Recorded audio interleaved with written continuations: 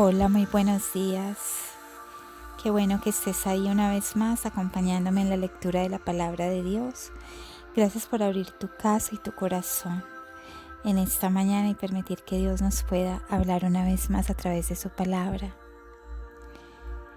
En nuestro devocional de hoy vamos a estar en 1 Corintios 3, del 18 al 20. Y la palabra de nuestro amado Dios nos dice en este versículo lo siguiente: que nadie se engañe. Si alguno de ustedes se cree sabio según la sabiduría de este mundo, vuélvase como un ignorante, para así llegar a ser verdaderamente sabio. Pues la sabiduría de este mundo es pura tontería para Dios. En efecto, la Escritura dice: Dios atrapa a los sabios en la propia astucia de ellos. Y dice también: el Señor sabe que los pensamientos de los sabios son tonterías. Amén. ¿Sabiduría de Dios o sabiduría del hombre? Es nuestro tópico en el día de hoy. En el diccionario Oxford podemos ver la definición de sabiduría, que dice que es un conjunto de conocimientos amplios y profundos que se adquieren mediante el estudio de la experiencia. Y luego vemos la definición de sabiduría que nos da un diccionario bíblico, la cual la define como una cualidad de buen juicio, desarrollada a partir de la experiencia, la observación y la reflexión. La sabiduría es una función de la mente educada, que los escritores bíblicos afirman que proviene del Señor y la relacionan con la obediencia a los mandamientos de Dios. Entonces podemos ver que hay una gran diferencia entre la visión de sabiduría del hombre y la de Dios, entre cómo el diccionario nos define sabiduría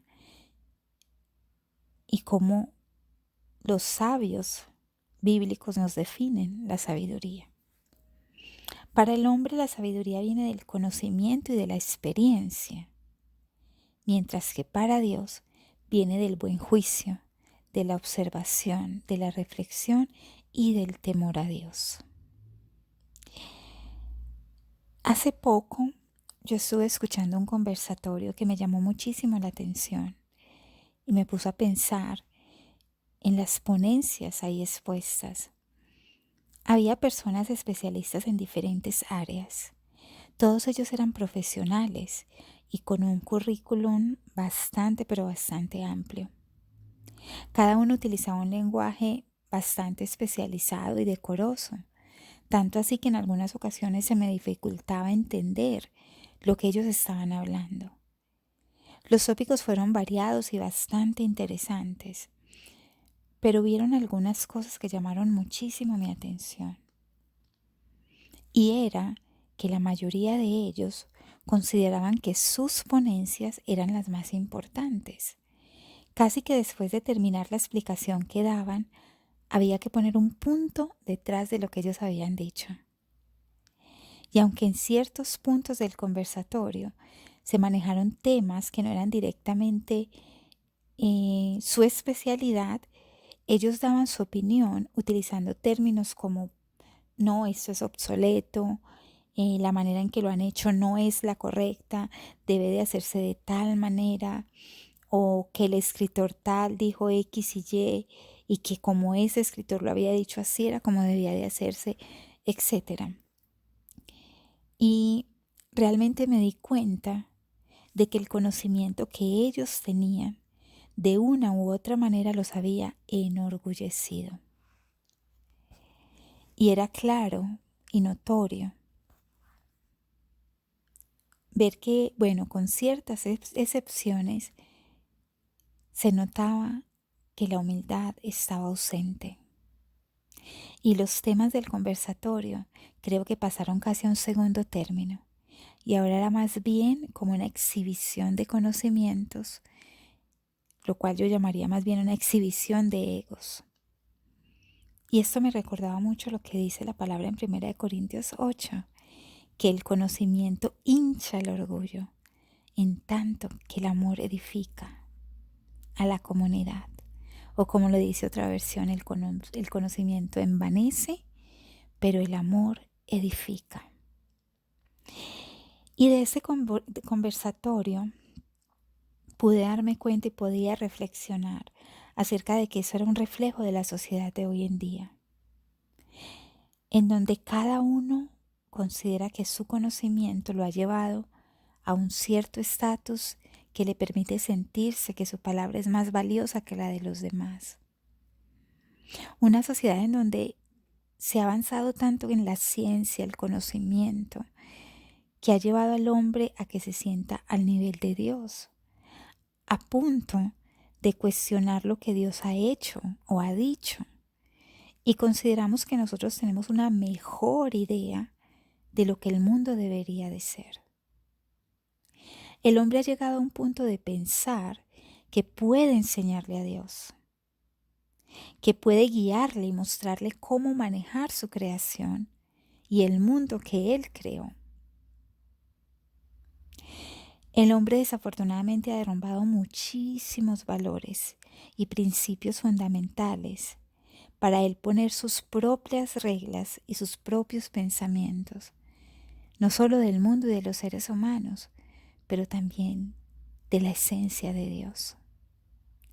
Y cuando notan que el pensamiento de Dios es contrario a lo que quieren escuchar o a lo que les conviene, deciden crearse su propio Dios, o un Dios que pueda acoplarse a sus reglas y beneficios. Entonces ya no es Dios el Dios que es, sino el Dios que quieren que sea. Y empiezan a cuestionar y a criticar lo que realmente no se conoce a profundidad. El hombre en su sabiduría se maravilla por un discurso ecuánime de otro hombre, pero no se sorprende por las palabras de Dios. Se emociona grandemente por las palabras de otro hombre, pero no lo mueven las palabras de Dios. Y esto no quiere decir que el discurso humano en general sea malo, no, para nada. Pero si es un discurso que va en contra de Dios, hay que meditarlo, hay que cuestionarlo, hay que profundizarlo. Si realmente hacemos una vista hacia la historia, hacia el pasado, podemos pensar que la mayoría de los hombres sabios, aquellos que se consideraban eminencias o que otros que estaban en contra de Dios, en contra de las cosas de Dios, ¿en dónde se encuentran? Y nos podemos dar cuenta que todos han muerto, todos. Lo cual nos lleva a pensar que la ley de Dios se cumple, sea que creamos en ella o no. En cambio, la palabra de Dios nunca cambia. El pensamiento del hombre constantemente es cambiante, pero la palabra de Dios por siglos de los siglos ha permanecido igual. Y vemos que con todo lo que la humanidad ha avanzado en conocimiento y ciencia, realmente han hecho un mundo mejor. Han hecho de la tierra un lugar más habitable y más armonioso. Han logrado que se amen los unos más que los otros. La naturaleza es más agradecida con el ser humano por los avances que ha logrado. Claro que no. Y es realmente una paradoja. Y nos podemos preguntar, ¿pero por qué? Si han habido cosas que supuestamente han sido tan buenas, ¿por qué ocurre esto? Pero Dios mismo nos da la respuesta en Romanos 1, versículo 21 y 22. La palabra dice, aunque los seres humanos conocían a Dios, no lo respetaron como Él merece ni le dieron gracias. Terminaron pensando tonterías y se cerraron al entendimiento. Se creían sabios, pero solo eran tontos, y cambiaron la grandeza del Dios inmortal para adorar a ídolos hechos en forma de simples hombres mortales, aves, cuadrúpedos y serpientes.